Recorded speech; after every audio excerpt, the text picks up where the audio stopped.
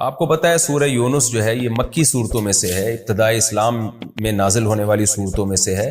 تو بار بار یہ بات میں نے عرض کی ہے کہ مکہ کی صورتوں میں احکام کم ہیں۔ آپ نے سورہ بقرہ میں بہت سارے احکام پڑھے، سورہ نساء میں بہت سارے احکام پڑھے، لیکن ان صورتوں میں جو مکہ میں ہے نا، ان میں آخرت کی باتیں، عقیدہ توحید، آخرت سے ڈراوا، نبی صلی اللہ علیہ وسلم کی نبوت کے دلائل، یہ ٹاپک بہت زیادہ ہے۔ تو یہاں بھی ایسا ہی ہے، ان کو بت پرستی سے نکالنے کی کوشش کی جا رہی ہے اہل مکہ کو، کیونکہ جب تک آپ ایک خدا کو حاکم حقیقی معنوں میں نہیں مانتے، آپ اس کے حکم کو کیسے فالو کرو گے؟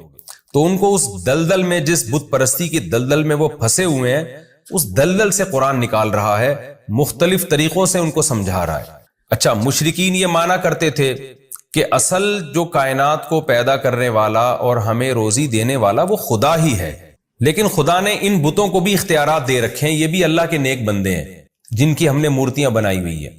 اصل تو وہ مانتے تھے کہ سب کچھ اللہ کا بنایا ہے، یہ پتھر کے بنے ہوئے بت، یہ تو ان کو ہم نے اپنے ہاتھوں سے بنایا، یہ دنیا میں کیا بنا سکتے ہیں؟ تو قرآن نے نا اسی بات کو، جس کو وہ مانتے تھے، ان کی زبان سے بار بار ریپیٹ کروایا ہے۔ جیسے ہم کہہ رہے ہوتے ہیں نا کہ جب آپ کا کسی سے مناظرہ ہو رہا ہوتا ہے یا آپ کی کسی سے بحث ہو رہی ہوتی ہے، تو کچھ باتیں ایسی ہوتی ہیں جو آپ کا مد مقابل بھی مانتا ہے، لیکن ماننے کے بعد پھر وہ اس میں گڑبڑ کرنا شروع کر دیتا ہے۔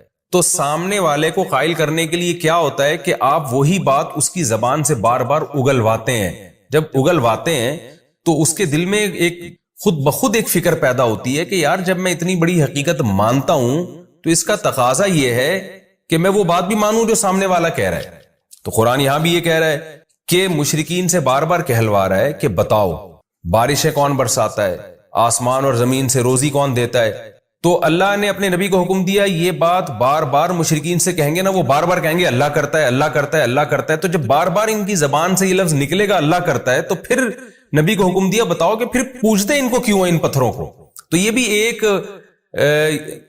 حق کو دل میں اتارنے کا ایک بہترین طریقہ ہے کہ آپ سامنے والے سے بار بار وہ بات اگلوائیں جو ہمارے اور اس کے درمیان متفق ہے، جس میں ہم دونوں کا اتفاق ہے۔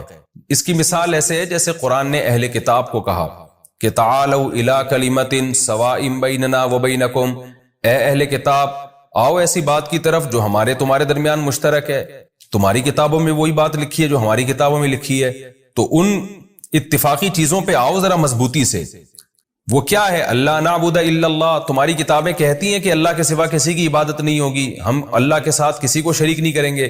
تو جب اہل کتاب یہ بات سنیں گے نا تو ان کو ایک موٹیویشن ملے گی کہ یار جب بار بار اللہ ہی کی عبادت کرنی ہے تو پھر عیسیٰ سے مدد مانگنے کا کیا مطلب ہوا؟ پھر یہ ہم نے کیا ڈرامہ رچایا ہوا ہے کہ وہ اللہ کی باڈی سے نکلے اور معاذ اللہ پھر وہ اللہ بھی ہیں اور اللہ کے علاوہ بھی ہیں؟ تو یہ خود بخود ان کو اس کی برائی ان کے دل میں بیٹھے گی۔ تو قرآن صرف دلائل کی کتاب نہیں ہے، موٹیویشن کی بھی کتاب ہے۔ تو اس لیے اللہ تعالیٰ نے جگہ جگہ یہ طرز اختیار کیا کہ مشرکین کی زبان سے اللہ کی بڑائی نکلوائی جائے۔ جب وہ اللہ کی بڑائی بیان کریں گے تو خود بخود ان بتوں کی برائی ان کے دل میں آئے گی۔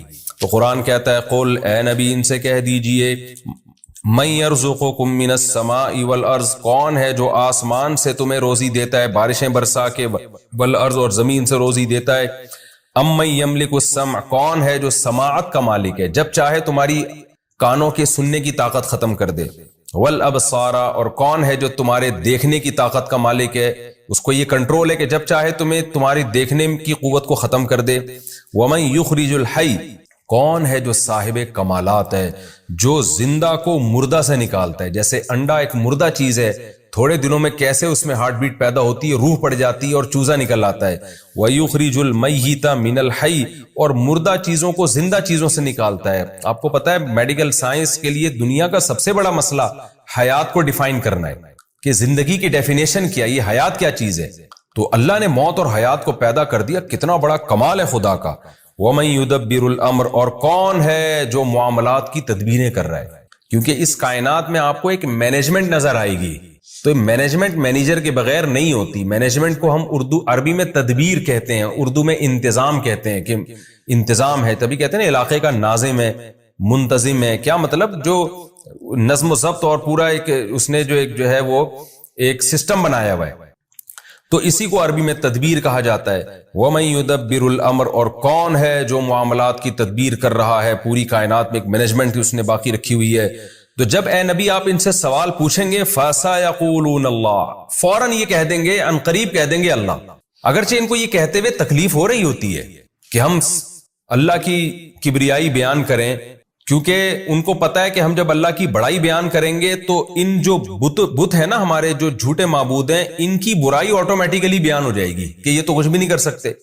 لیکن اس کے باوجود قرآن کہتا ہے فوراً یہ پکار اٹھیں گے کہ بھائی وہ تو اللہ، یعنی اس میں تو کوئی دو رائے ہو ہی نہیں سکتی. کیونکہ مشرکین میں اتنی عقل تھی، وہ یہ مانتے تھے کہ جن بتوں کو ہم نے اپنے ہاتھوں سے بنایا ہے، انہوں نے کہاں آسمان سے یہ کمبخت بارش برساتے ہیں، کہاں یہ پورے کائنات کو چلا رہے ہیں.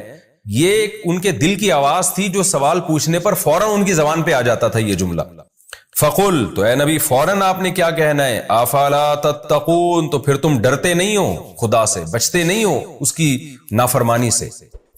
تو جس نے یہ سارے کام کیے ہیں تو اصل تو وہ ہے جس کو پوجا جائے، جس کی عبادت کی جائے. فذالکم اللہ، کیا بلاغت ہے قرآن کی. پس ذالکم اللہ، یہ ہے اللہ. یعنی نبی سے کہا جا رہا ہے آپ ان سے کہیں کہ اللہ گویا ہاتھ کا اشارہ کر کے کہہ رہے کہ جو یہ سارے کام کرتا ہے نا، آسمان سے بارشیں برسا رہا ہے، زمین سے طرح طرح کی نباتات پیدا کر رہا ہے، اور ہر چیز کا مالک ہے، مردے کو زندہ سے، زندہ کو مردے سے نکال رہا ہے، اور پوری کائنات میں ایک مینجمنٹ کو برقرار رکھا ہوا ہے، جس کی یہ صفات ہیں، ذالکم اللہ، یہی تو اللہ ہے. یعنی محمد صلی اللہ علیہ وسلم جس اللہ کی طرف تمہیں بلا رہے ہیں وہ کوئی اچھمبے کی چیز نہیں ہے، وہ کوئی ایسی مخلوق، ایسی ذات نہیں ہے جو کھوپڑی میں آئی نہیں کہ وہ ہے کیا. یہی تو ہے جو سارے کام کر رہا ہے، بس اسی کی طرف تو تمہیں دعوت دی جا رہی ہے. فَذَلِكُمُ اللَّهُ رَبُّكُمْ، یہی اللہ ہے، تمہارا رب ہے، تمہارا پروردگار ہے. رب کا معنی پالنے والا ہے، الحق برحق ہے. اس کے علاوہ جتنے بھی تم نے خدا بنائے ہوئے سارے باطل ہیں. کیسی بلاغت ہے. میں جب سورہ یونس پڑھا کرتا تھا نا جب طالب علمی کے دور میں، مجھے یہ آیت میں بڑا ایک لطف آتا تھا، ایک بڑا ایک وجد آتا تھا کہ کیسے اللہ نے اپنی صفات بیان کر کے، کیسے اللہ نے کہا فذالکم اللہ، یہی تو اللہ ہے. اس کی مثال ایسے جیسے ہم کسی کو سمجھا رہے ہوں، کسی کی کا انٹروڈکشن کروا رہے ہوں کہ بھائی وہ تمہیں بلا رہا ہے اور تمہیں بڑی خدمت کرنا چاہتا ہے، تمہاری دعوت کرنا چاہتا ہے. آپ کہیں یار پتہ نہیں کس کی بات کر رہے ہو، پتہ نہیں کس کی بات کر رہے ہو. ایک دم وہ بندہ سامنے آ جائے، آپ کہیں یہی تو ہے جس کی میں بات کر رہا ہوں. یہ کوئی، اس کو تو تم پہلے سے جانتے ہو، اسی کی تو بات کر رہا ہوں میں جس کو تم پہلے سے جانتے ہو. تم ڈر کیوں رہے ہو اس سے؟ یہی قرآن کا انداز ہے. کیونکہ آپ آج بھی ایتھیسٹ سے جب بات کرتے ہیں نا خدا کی، وہ بھی گھننا بن جاتا ہے. جو خدا کے منکر ہیں نا، وہ بھی کہتے ہیں پتہ نہیں کون سے گاڈ کی بات کر رہے ہو یار، تم ہے بھی کہ نہیں ہے، کہاں ہے وہ، نظر کیوں نہیں آتا. تو اللہ اپنی صفات بیان کرتا ہے کہ یہ سارے کام آٹومیٹیکلی خود بخود نہیں ہو سکتے. تو جو یہ کام کر رہا ہے فذالکم اللہ، یہی اللہ بالکل تمہارے سامنے ہے. کوئی ایسی چیز نہیں ہے جو تمہاری عقل سے بالا تر ہو. اور اللہ ہے، اور ربکم، یہ پال رہا ہے تمہیں، صرف مالک نہیں ہے بلکہ تمہیں رزق بھی دے رہا ہے، تمہاری تربیت بھی کر رہا ہے. الحق، اور یہی برحق ہے. اس کے علاوہ جتنے جھوٹے خدا تم نے بنائے ہوئے ہیں وہ سارے باطل ہیں. فماذا بعد الحق الا الضلال، تو بتاؤ حق کے بعد اب گمراہی کے سوا کیا رہ گیا. یعنی اللہ کا انٹروڈکشن بھی آ گیا، تعارف بھی آ گیا، اور اس سے اللہ کا وجود بھی ثابت ہو گیا، اور اللہ کا ایک ہونا بھی ثابت ہو گیا کہ یہ سارے کام تو اکیلا اللہ کر رہا ہے. جن کو تم معبود بنا کے پوجتے ہو وہ تو کچھ بھی نہیں کر رہے.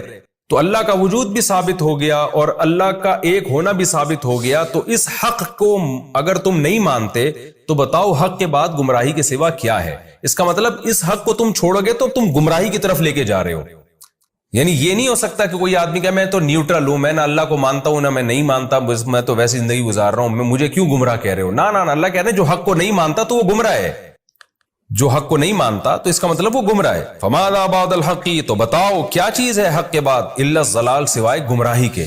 تو اب جو براڈ مائنڈڈ بننے والے لوگ ہیں نا، جو لبرل بنتے ہیں کہ جی ہم کسی ایک طرف نہیں جاتے، نہ ہم خدا کے وجود کو مانتے ہیں نہ انکار کرتے ہیں، اور ہم تو یعنی اعتدال والی رائے اختیار کرتے ہیں. تو اللہ کہتے ہیں نہ، ایک چیز کا حق ہونا ثابت ہو جائے نا تو اس پہ ڈٹ جاؤ.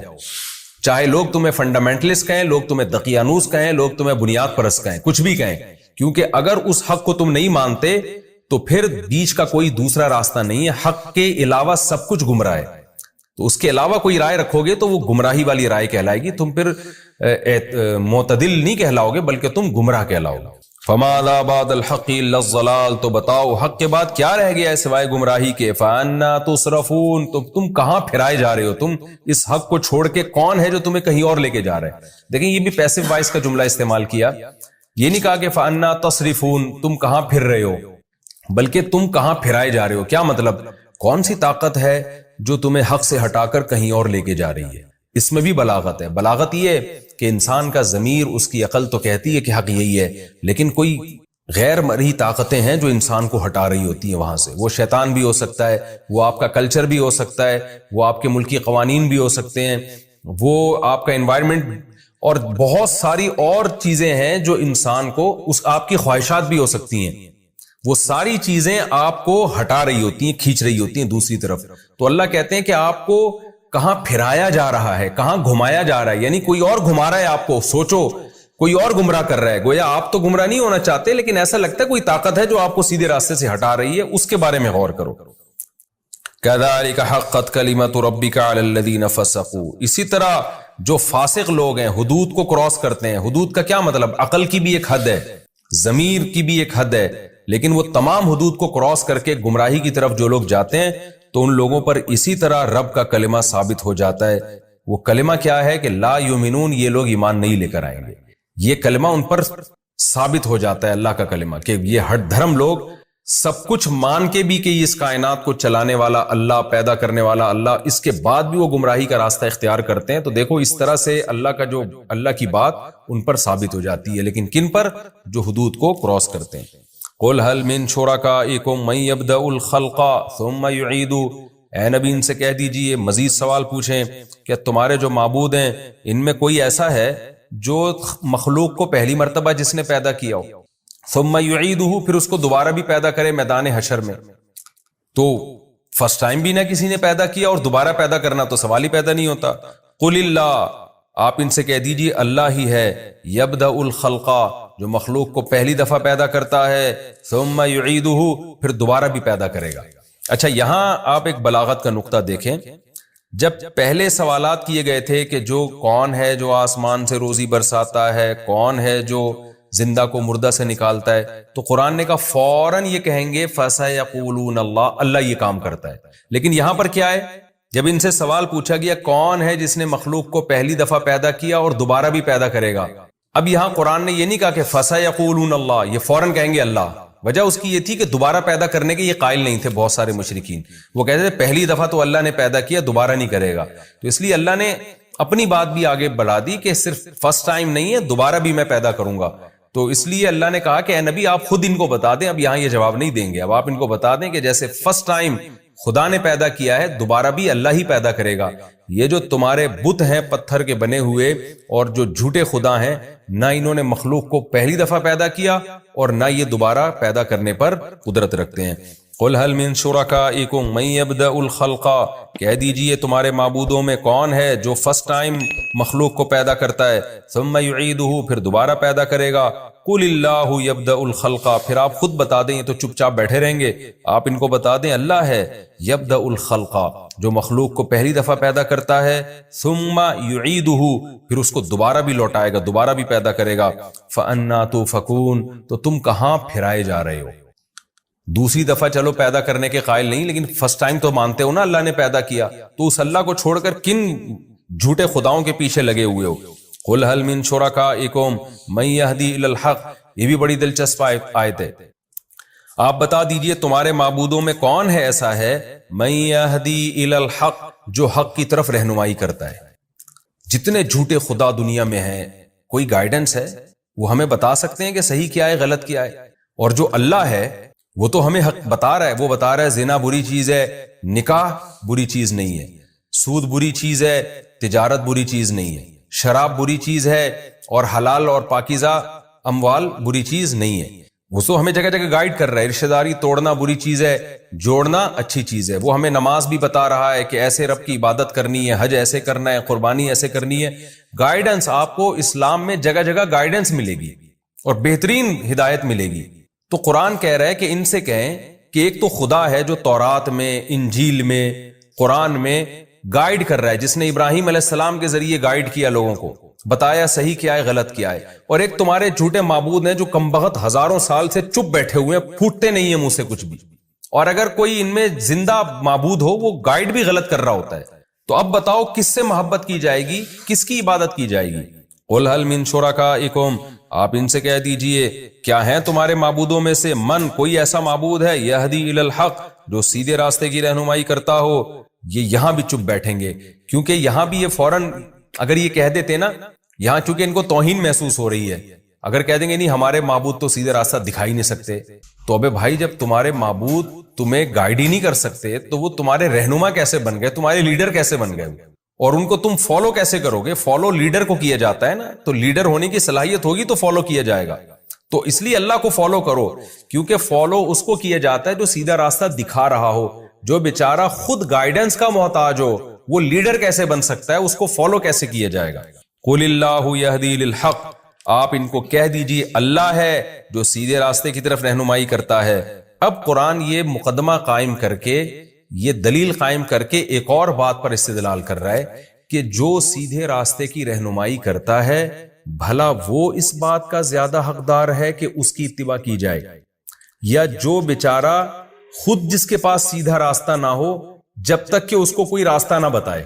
تو جو لیڈر ہی گائیڈنس کا محتاج ہے تو عوام اس کو کیسے فالو کرے گی؟ تو فالو اس کو کیا جاتا ہے جس کو سیدھے راستے کا پتہ ہو اور بتا رہا ہو. تو یہ صفت اللہ کے علاوہ کسی میں نہیں پائی جاتی. اور آج کے حالات میں تو آپ دیکھ لینا, جن قوموں کو ہم فالو کر رہے ہیں وہ خود ہدایت کی محتاج ہیں.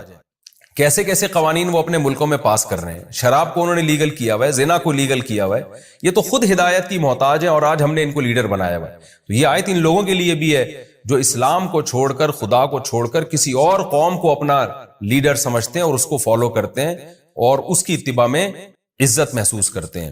قرآن کہتا ہے افمن یہدی الی الحق, بھلا وہ ذات جو حق کی طرف رہنمائی کرے, احق, وہ زیادہ حقدار ہے, ان یتبع, کہ اس کی اتباع کی جائے, امن, یا وہ زیادہ حقدار ہے, لا یہدی, جو خود سیدھے راستے پر نہ ہو, الا ان یہدا, الا یہ کہ اس کو ہدایت دی جائے. یعنی جب تک کہ اس کو ہدایت دی نہ جائے, وہ خود سیدھا راستہ متعین نہ کر سکتا ہو, تو اس کو کہاں سے فالو کیا جائے گا؟ فالو اس کو کیا جائے گا جو تمہیں سیدھا راستہ بتاتا ہے, اور وہ اللہ کے سوا کوئی بھی نہیں ہے. فما لکم, تو تمہیں کیا ہو گیا, کیف تحکمون, تم کیسے فیصلے کر رہے ہو کہ خدا کو چھوڑ کر, یعنی خدا کے علاوہ کسی کو بھی آپ لیڈر بنائیں گے نا تو یہ آیت سب پہ صادق آ رہی ہے. تو اس لیے قرآن کا یہ دعویٰ ہے کہ فالو صرف اللہ کو کیا جائے گا. خوب سمجھ لیں, محمد صلی اللہ علیہ وسلم کو جو فالو کیا جاتا ہے نا, آپ کی ذات کی وجہ سے نہیں, بلکہ اس لیے کہ آپ اللہ کا قانون لوگوں کو بتا رہے ہیں.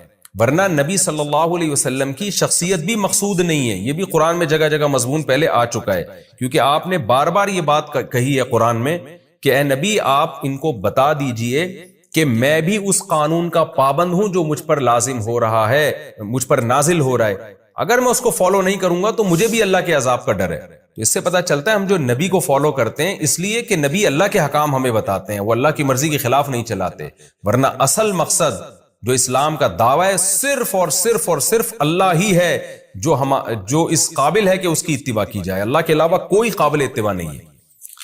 وما يتبع اکثرهم الا ظنا, ان میں سے اکثر لوگ گمان کو فالو کرتے ہیں, دلیل کو فالو نہیں کرتے. گمان کیا ہے کہ کسی بابے نے, بزرگ نے کہہ دیا کہ یہ معبود ہے, اس کو فالو کرو, کسی نے کوئی قانون سازی کر کے دے دی, کوئی اس کو فالو کر رہا ہے. میں یہ ظن کی بحث پچھلے لیکچروں میں بہت ڈیٹیل سے بتا چکا ہوں کہ قرآن میں جو ظن کا لفظ ہے کتنے معنوں میں استعمال ہوتا ہے. تو یہاں جب ظن ہے نا, اس سے وہ ظن مراد ہے جس ظن کے پیچھے کوئی دلیل نہ ہو. ظن اور گمان کی دو قسمیں, ایک ظن وہ جو ناشی یعنی دلیل ہوتا ہے, اس کے پیچھے کوئی نہ کوئی دلیل ہوتی ہے, اور ایک وہ ظن ہوتا ہے جو اٹکل پچو, وہ ہوائی باتیں, فلاں سے سن لیا, جیسے آج کل ہے نا کالی بلی آگے سے گزر گئی تو یہ ہو جاتا ہے, کوا بیٹھ گیا تو یہ ہو جاتا ہے, جو فضول قسم کی چیزیں جن کے نہ کچھ سر نہ پیر. تو اللہ کہتے ہیں یہ لوگ بھی زیادہ تر ظن ہی کو فالو کر رہے ہیں, اور خدا کو جس کے برحق ہونے کے بے شمار دلائل ہیں اس کو فالو نہیں کر رہے, تو گمان کو فالو کر رہے ہیں. ان الظن لا یغنی من الحق شیئا, تو اس طرح کے جو ظن ہیں جن کی کوئی پیچھے دلیل نہیں ہوتی, یہ حق کا ذرا بھی فائدہ نہیں پہنچاتے, اس سے انسان کبھی بھی حق تک نہیں پہنچ سکتا. ان اللہ علیم بما یفعلون, جو کچھ یہ لوگ کر رہے ہیں اللہ اس سے باخبر ہے. وما كان هذا القرآن ان يفترى من دون الله, اور یہ قرآن بھی ایسا نہیں ہے کہ اللہ کے سوا اللہ کے علاوہ سے گھڑ دیا جائے اس کو، یعنی اللہ کے علاوہ کسی مخلوق کے ذریعے اس کو گھڑ کے لوگوں کے سامنے لا کے پیش کر دیا جائے، کوئی شاعر ہو جو یہ کلام پیش کر دے، ایسا بھی نہیں ہے۔ وَلَٰكِن تَصْدِيقَ الَّذِي بَيْنَ يَدَيْهِ، کیونکہ نبی جب یہ قرآن پڑھتے تھے نا تو بلاغت تو اس میں بلا کی ہے، یہ عجیب آیتیں، مشرکین بڑے ہل جاتے تھے اندر سے۔ قرآن کہتا تھا مَن يَرْزُقُكُم مِّنَ السَّمَاءِ وَالْأَرْضِ، کون ہے جس نے آسمان اور زمین سے تمہیں رزق دیا، کون ہے جو تمہیں سیدھا راستہ دکھاتا ہے؟ تو لیڈر تو وہی ہو سکتا ہے جو سیدھا راستہ دکھائے۔ تو مشرکین کے ذہن میں ایک وہم آ سکتا تھا، وسوسہ آ سکتا تھا، اور ہر دھرمی میں بھی یہ بات کہتے تھے کہ محمد صلی اللہ علیہ وسلم نے کلام گھڑ لیا ہے اپنی طرف سے، بڑا زبردست خوبصورت کلام کرتے ہیں، ہمارے سامنے دلائل کے انبار لگاتے ہیں، تو یہ بڑے بہترین شاعر ہیں، بڑی بلاغت ہے ان کے کلام میں، گھڑ لیا انہوں نے۔ تو قرآن اس کا بھی جواب دے رہا ہے کہ یہ شیطان تمہیں خدا کے کلام سے ہٹا رہا ہے، اللہ تم سے کلام کر رہا ہے، باتیں کر رہا ہے، تمہیں سمجھا رہا ہے، اور تم اب جب تمہارے پاس دلائل سے جواب نہیں ہے تو تم کیا کہتے ہو؟ یہ اللہ کا نہیں، محمد صلی اللہ علیہ وسلم کا کلام ہے۔ قرآن کہتا ہے ایسا نہیں ہے، یہ قرآن ایسا نہیں ہے کہ اللہ کے علاوہ سے گھڑ لیا گیا ہو۔ وَلَٰكِن تَصْدِيقَ الَّذِي، یہ تو تصدیق کر رہا ہے ان کتابوں کی جو اس سے پہلے گزر چکی ہیں۔ گھڑی ہوئی بات ہمیشہ نہیں ہوتی ہے، پچھلوں کی نقل نہیں ہوتی وہ۔ تو تورات کا بھی یہی مضمون ہے، انجیل کا بھی یہی مضمون ہے، اور قرآن کا بھی یہی مضمون ہے۔ اگر محمد صلی اللہ علیہ وسلم نے گھڑنا ہوتا نا تو اس کی آیتیں میچ کیوں کر رہی ہوتی ہیں تورات اور انجیل سے؟ ایک بڑے اسکالر گزرے ہیں ہندوستان میں، خطبات بہاولپور کے نام، ڈاکٹر حمید اللہ، ان کی بڑی ریسرچ ہے آسمانی کتابوں پہ بھی، انتقال ہو گیا، اللہ ان کی مغفرت فرمائے۔ خطبات بہاولپور کے نام سے ان کے بڑے زبردست لیکچرز ہیں، میں نے بچپن میں پڑھے تھے وہ۔ ان کی دنیا میں ٹریولنگ بہت ہے، انہوں نے تورات انجیل پر بھی بڑی ریسرچ کی ہے۔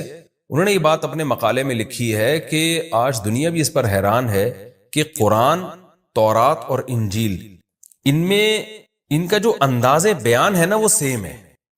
حالانکہ تورات کہاں نازل ہو رہی ہے؟ ارض شام میں، اور عیسائیوں اور یہودیوں کا محمد صلی اللہ علیہ وسلم سے کوئی لنک تھا ہی نہیں۔ عربوں سے، جو مکہ کے عرب ہیں نا، مدینہ میں تو پھر بھی تھے، مکہ میں سے تو ان کا اہل کتاب کا کوئی تعلق ہی نہیں تھا، لیکن مکہ کا ایک یتیم بالکل اسی انداز سے کلام پیش کر رہا ہے جو موسیٰ کلیم اللہ کر چکے ہیں اور جو عیسیٰ روح اللہ کر چکے ہیں۔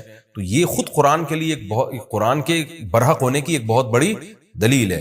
تو قرآن کہتا ہے وَلَٰكِن تَصْدِيقَ الَّذِي، یہ تو ان مضامین کی تصدیق کرتی ہے جو اس سے پہلے گزر چکی ہیں، سیم مضامین ہے، جیسے وہ اللہ کی کتاب تھی یہ بھی اللہ کی کتاب ہے۔ وَتَفْصِيلَ الْكِتاب، اور اس میں ضروری احکام ہم نے تفصیل سے بیان کر دی ہیں۔ لَا رَيْبَ فِيهِ، اس کے اللہ کی طرف سے ہونے میں کوئی شک نہیں ہے۔ مِن رَبِّ العالمین، رب العالمین کی طرف سے ہے۔ ام یقولون افترا، کیا یہ لوگ کہتے ہیں کہ اللہ نبی نے یہ کلام گھڑ لیا ہے؟ قل فاتوا بسورۃ مثلہ، اے نبی ان سے کہہ دیجئے تم بھی اس جیسی کوئی صورت بنا کے لے آؤ۔ گھڑنے پر تو کوئی تم پہ پابندی نہیں ہے نا، تم بھی ایسا کلام بنا کے لے آؤ، لوگ متاثر ہوں گے، تم بھی جھوٹی نبوت کا دعویٰ کر دو۔ وَادْعُوا مَنِ اسْتَطَعْتُمْ، اور تمہارا تو دعویٰ محمد صلی اللہ علیہ وسلم نے اکیلے بنا لیا ہے، ہم تمہیں چیلنج کر رہے ہیں کہ تم سارے شعراء کو اکٹھا کر لو، سارے خطیبوں کو جمع کر لو، اللہ کے علاوہ جو تمہیں ملتی ہے مخلوق لے آؤ، ان کنتم صادقین، اگر تم اپنے دعوے میں سچے ہو۔ آگے قرآن کہتا ہے بل کذبوا، اصل بات یہ ہے کہ قرآن کے بارے میں یہ نہیں کہ ان کو دلائل سے لگاؤ کہ یہ جھوٹا کلام ہے، نا نا نا نا، اصل بات یہ ایسی چیز کا انکار کر رہے ہیں لم یحیطوا بعلمہ، کہ ان کے علم میں اس کا احاطہ ہی نہیں کیا ہے، انہوں نے اس کے بارے میں تحقیق ہی نہیں کی، غور و فکر ہی نہیں کیا ہے، گمان سے بس انکار کر رہے ہیں۔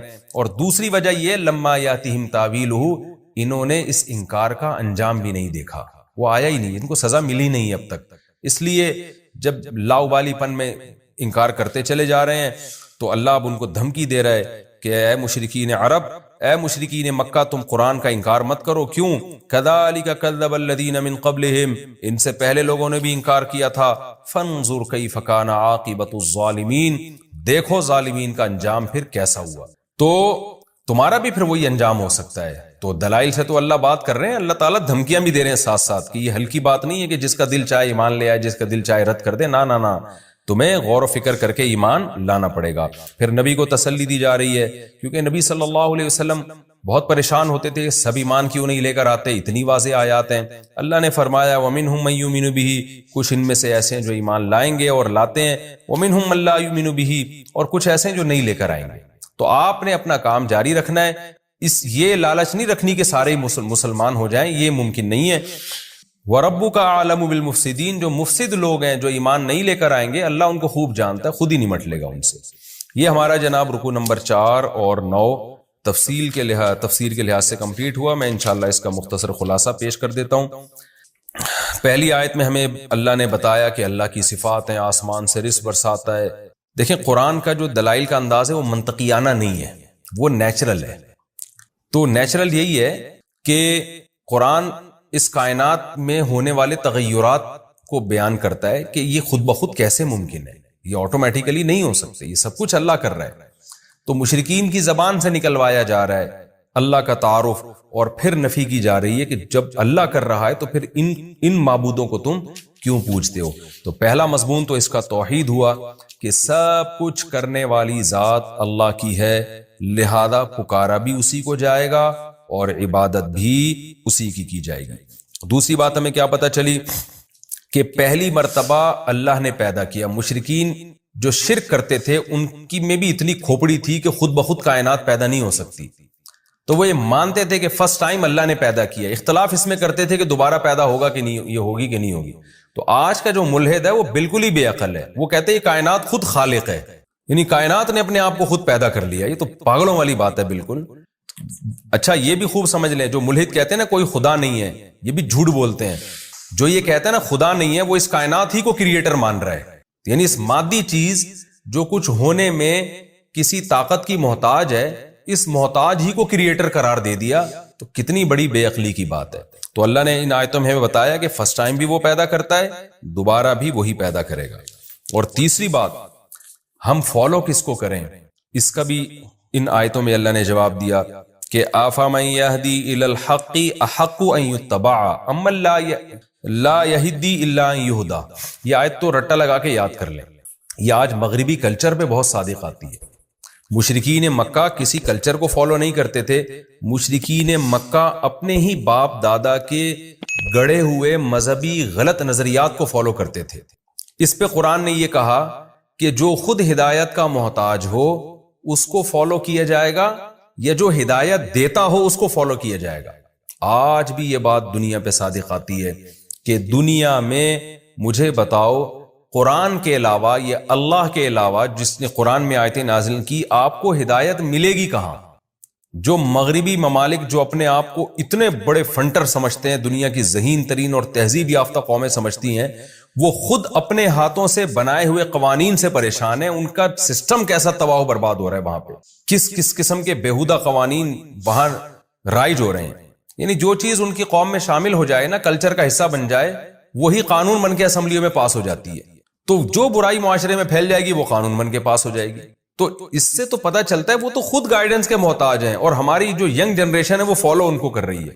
تو اس لیے میرے بھائی فالو صرف اللہ ہی کو کیا جائے گا، کیونکہ آپ قرآن کے الحم سے لے کے والناس تک اگر احکام دیکھیں تو آپ کو نیچر کے قریب نظر آئیں گے. قرآن صفائی کی تعلیم دے رہا ہے، وَثِيَابَكَ فَطَهِّرْ، اپنے کپڑوں کو پاک رکھیے. یا ایھا النبی کلوا من الطیبات واعملوا صالحا، کہ کھاؤ بھی پاکیزہ اور عمل بھی پاکیزہ ہو. تو ہر چیز میں پاکیزگی جھلک رہی ہے، اس میں طہارت جھلک رہی ہے.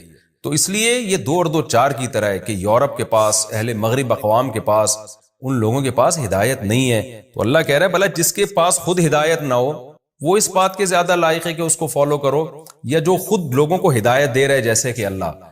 ظاہر ہے اللہ کے علاوہ ہمارے پاس کوئی نہیں ہے جس کو ہم فالو کریں. اب اللہ نے ہمیں بتایا کہ میرے احکام تمہیں نبی بتائیں گے، لہذا نبی جیسا کر رہے ہیں اور جیسا کہہ رہے ہیں اس کو فالو کرتے چلے جاؤ. تو ہم نبی کی اتباع جو کرتے ہیں اس لیے تاکہ ہم اللہ کی اتباع کر سکیں.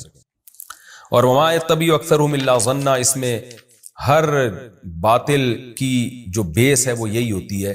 اس کے تحت علماء نے لکھا ہے کہ آج کل جو لوگوں کے سیاسی تبصرے یا اوٹ پٹانگ تبصرے، جن کی کوئی دلیل ہی نہیں ہوتی، ان کے پاس کوئی معلومات ہی نہیں ہوتی، اور بیٹھ کے آپ دیکھیں نا 4 آدمی جمع ہوں گے تو چاروں پھینکنا شروع کر دیتے ہیں، وہ یہ کر رہا ہے، وہ یوں کر رہا ہے، وہ غلط ہے، وہ صحیح ہے. کسی کے پاس کوئی اوتھینٹک بات نہیں ہوتی، کوئی دلیل نہیں ہوتی.